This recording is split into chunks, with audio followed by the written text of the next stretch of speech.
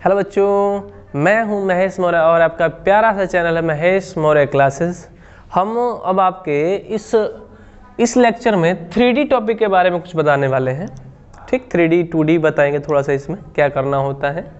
अब ये जो 3D चैप्टर होता है 12th का चैप्टर है, जो आगे एग्ज़ाम के नज़रिए से देखा जाए तो इम्पोर्टेंट होता है। ठीक, इससे और वेक्टर को मिला के कुछ मार्क्स बनते हैं पेपर में। तो जो 3D होता है ये एक तरह का इमेजिनेशन होता है।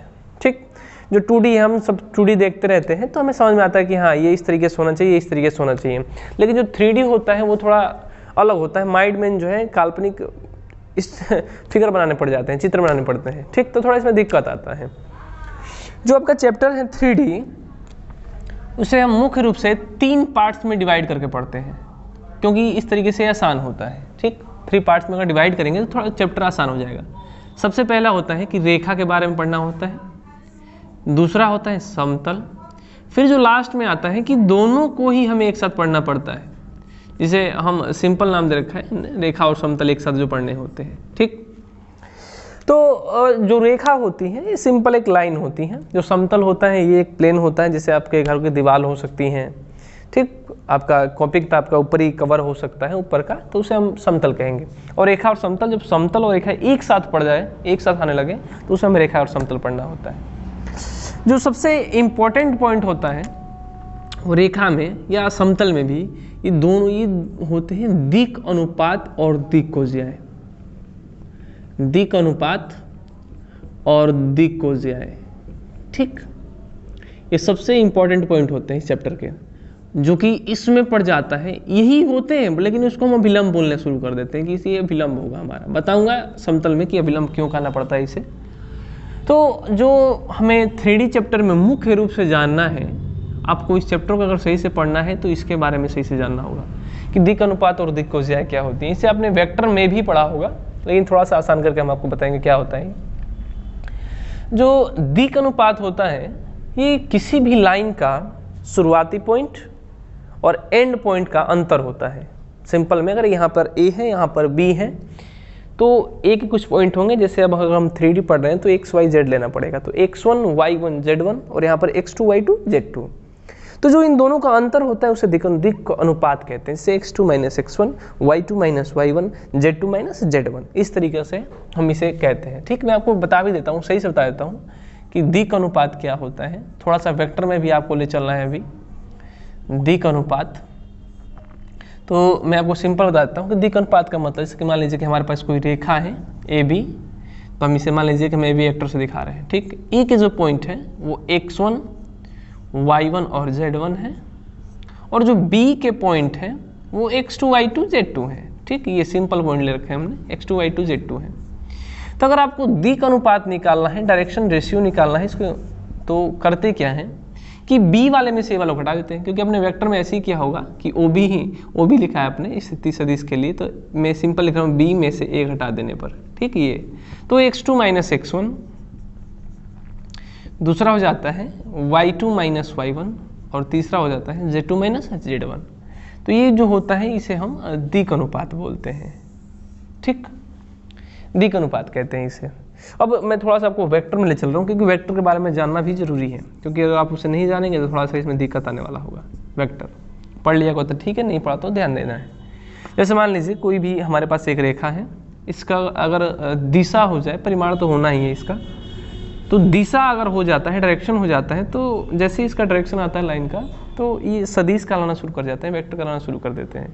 सिंपल मान लीजिए कि कोई लाइन है तो हमने इसे वेक्टर कह दिया। जैसे मान कुछ भी हो सकता है, यहाँ पर A हो, यहाँ पे B हो, तो हम इसे AB को एक A वेक्टर से हमने दर्शा रखा है। ठीक, मैं ये कह रहा हूँ। तो जो A वेक्टर होता है हम अपने से मान लेते हैं कि ये xi, yj प्लस z के होता है, हमने ये अपने से मान लिया। आपको सिंपल में पॉइंट दे दिया कि 2 - 1 3 को सदिश रूप में लिखना है आपको। किस तरीके से लिखेंगे, तो मैं आपको ये बता दूं कि जो x वाला पॉइंट होता है उसके साथ i जुड़ता है, जो j वाला पॉइंट होता है y, उसे हम -1 कहेंगे, j जोड़ देंगे, 3 z की जगह पर रख देना है। तो हम कहेंगे कि ये हो जाएगा हमारा 2y - 1j प्लस z के। तो ये हो गया हमारा इसका सदिश रूप। ठीक, इस तरीके से हम चेंज कर देते हैं। फिर अगर हमें इसी को नहीं कि हमें पॉइंट के रूप में लेना होता है तो हम सिंपल लिखते हैं कि 2 माइनस 1 जेड लिखा है, सॉरी 3 होगा यहाँ पे 3, तो इसे सिंपल में हम इस तरीके से दोबारा लिख देते हैं तो हमारा एक पॉइंट बन जाता है। कोई भी आपको पॉइंट दिया गया हो तो x के साथ i, y के साथ j और जो z होता है उसके साथ सिंपल k लिखना होता है और सभी को प्लस प्लस में लिखते हैं। अगर कोई माइनस का है तो माइनस रखना पड़ता है, ठीक। अब इसमें जो अगला बात आता है, मैं अभी आपको वेक्टर के बारे में थोड़ा सा बता रहा हूँ क्योंकि ज़रूरी है, इसमें वेक्टर आना चाहिए तभी आप कुछ कर सकते हैं। तो ये जो है मान लीजिए कि हमारे पास कोई वेक्टर दे दिया किसी भी रूप में, जैसे मान लो मैं सिंपल कह रहा हूँ जनरल के लिए xi, yj और zk, ठीक। अब इसमें से क्या क्या निकाल सकते हैं हमें ये देखना है। तो अगर जो वेक्टर a है और हमें a कैप निकालना होता है, अब कहेंगे कि नए नए नाम रख रहे कहाँ से आ रहे हैं, तो a कैप जो होता है ये एकांक सदिश होता है, ठीक, एकांक सदिश होता है। अगर मैं आपको ये कहता तो मान लीजिए कि यहाँ पर कुछ पॉइंट है, यहाँ पर कुछ पॉइंट है और जो अपने वेक्टर a निकाला है, तो वेक्टर ये तभी निकलेगा जब इसमें से इसको घटाएंगे, जो मैंने ये कर रखा है। मैंने सिंपल में इसे x y z लिखा है, ठीक है, x2 माइनस x1 को x, y2 माइनस y1 को y और z2 माइनस z1 को z, सिंपल में हमने लिख रखा है। तो अब ये भी कह सकते हैं कि जो इस रेखा की दिक् अनुपात है वो x2 minus x1, y2 minus y1, z2 minus z1 है और इसे ही हमने किसे दिखाया तो a से दर्शा रखा है। a के पॉइंट क्या है तो x y z लिख सकते हैं इसे हम पॉइंट के रूप में x y z, यानी कि इस लाइन का, इस रेखा का जो दिक् अनुपात है वो x y z होने वाला है। इसी को हमने x1 y1 x2 y2 दे रखा है, तो इसी को हम कह सकते हैं कि ये x y z, हम इसे दर्शा, ये वाला x पॉइंट है, ये y है, ये z है, कह सकते हैं, ठीक। इसके और भी नाम है, जैसे हम इसको कहते हैं a, इसको कहते हैं b, इसको कहते हैं c। वास्तव में जो दिक् अनुपात को डिनोट किया जाता है, दिखाया जाता है, वो a, b और c से ही दिखाया जाता है। लेकिन हमें ये समझना होता है कि अगर दो पॉइंट दिए हैं और हमें उस रेखा, उससे बनने वाली रेखा का दिक् अनुपात निकालना है तो दोनों के अंतर को ही हम दिक् अनुपात कहते हैं, बस ये आपको समझना होता है। तो जो आपको ये a वेक्टर दिख रहा है ये इन दोनों का अंतर ही है एक तरीके से, x y z जो आया पड़ा है। जो a कैप है इसे हम कहते हैं एकांक सदिश और जो इसे का निकालने का फॉर्मूला होता है वो a वेक्टर बटा माडे होता है, ठीक, a वेक्टर बटा माडे। अब कहेंगे माडे फिर नया ले आए, अरे परिमाण को ही परिमाण कहते हैं। आपके फिजिक्स में भी ये काम आया होगा, 11th में भी काम आया होगा, 12th में भी काम आया होगा, इसी को परिमाण कहते हैं। अब परिमाण किस तरीके से निकालते हैं तो सिंपल होता है कि जो i का कोफिशिएंट हो उसका स्क्वायर, j वाले का और z का स्क्वायर, ठीक, x y z का दोनों का, तीनों का होल स्क्वायर करके जोड़ देते हैं तो परिमाण निकल जाता है, ठीक। अब a कैप आप सिंपल निकाल सकते हैं, a कैप बराबर में a वेक्टर बटा माड a, हम इसको सिंपल कह सकते हैं कि a की जो वैल्यू है x i y j z k, ठीक, और बटा में x square y square z square, हम ये लिख सकते हैं।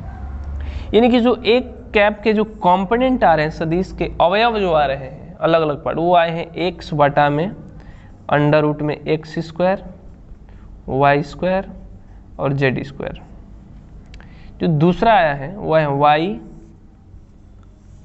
X square y square z square, और जो तीसरा है z x square y square z square. ये तीन जो होते हैं अब कहेंगे इतना क्या करने की जरूरत है, हमें ये ज़रूरत है, ये इसी को कहते हैं दिक्कोज्याय।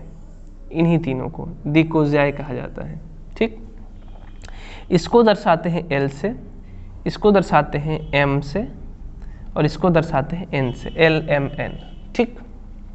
आपको ये भी जानना है कि L को ही कहते हैं कॉज अल्फा और यही निकल के आया है x बटा में एक्स स्क्वायर वाई स्क्वायर और जेड स्क्वायर, ठीक।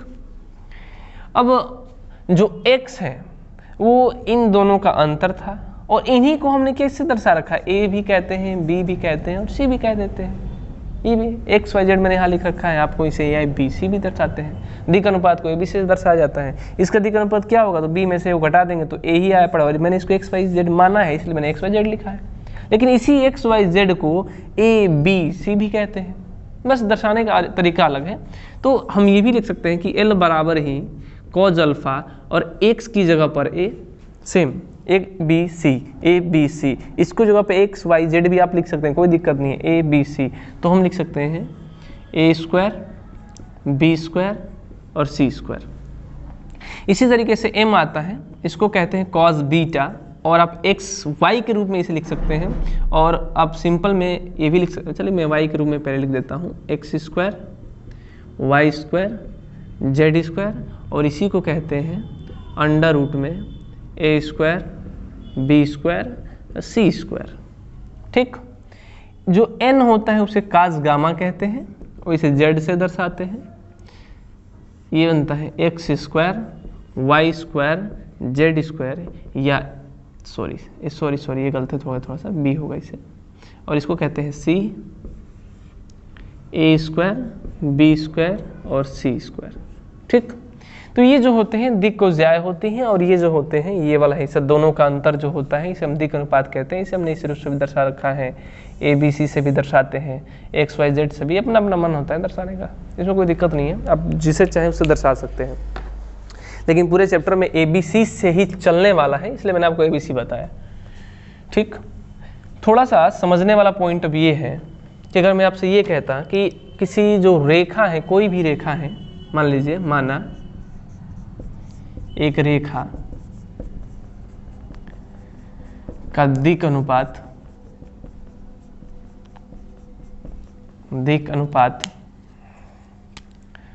5 4 3 है, और दिक्कोज्याय बताइए। ठीक, दिक्कोज्याय बताइए। तब सिंपल लिखना पहले L M N। L x बटा में x square plus y square plus z square, या a बटा में a square plus b square plus c square. आपकी मर्जी है, इसे a इसे b इसे c। तो a बटा में अंडर रूट a का स्क्वायर 25 16 9, तो ये हो जाएगा हमारे पास 40 5 बट्टे में 9 6 25 50, अंडर रूट में 50 कटा सकते हैं, अब से आपकी मर्जी है। जो m आ जाएगा वो 4 के बटे में अंडर रूट 50 ही आने वाला है, 3 अंडर रूट 50 ही आने वाला है। ठीक, कॉजल इसको कहेंगे कॉज अल्फा, इसको कॉज बीटा, इसको कॉज गामा। तो इस तरीके से जो होता है किसी भी रेखा की अब दिक्कोज्याय निकाल सकते हैं। ठीक, इसे आपने कॉपी कर लिया होगा।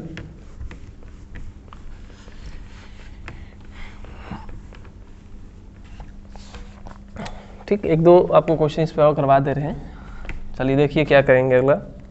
मान लीजिए कि हमारे पास क्वेश्चन है 2 3 - 1 4 5 6, ठीक, का दिक् अनुपात और दिक्कोज्याय निकालिए। ठीक, दिक्कोज्याय और दिक् अनुपात, दिक् अनुपात रेशियो कहते हैं x2 - x1 y2 - y1 और z2 - z1। x2 की वैल्यू 4 2 5 3 6 है, ये 6 - 1 ये जाएगा 2 2 7, ये दिक् अनुपात हो गया। इसको a से दर्शाते हैं, इसको b से, इसको c से।